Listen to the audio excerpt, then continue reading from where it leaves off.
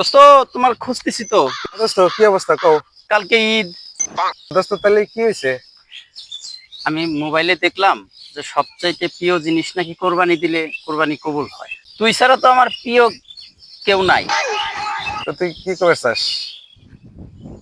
এই কি রে কি কি কি রে কি?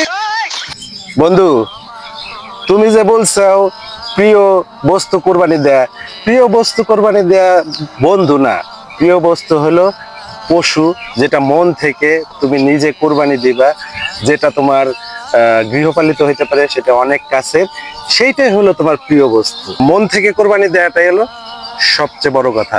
সেটা তোমার গোশ খাওয়ার উদ্দেশ্য না, মানুষ দেখানোর উদ্দেশ্য না।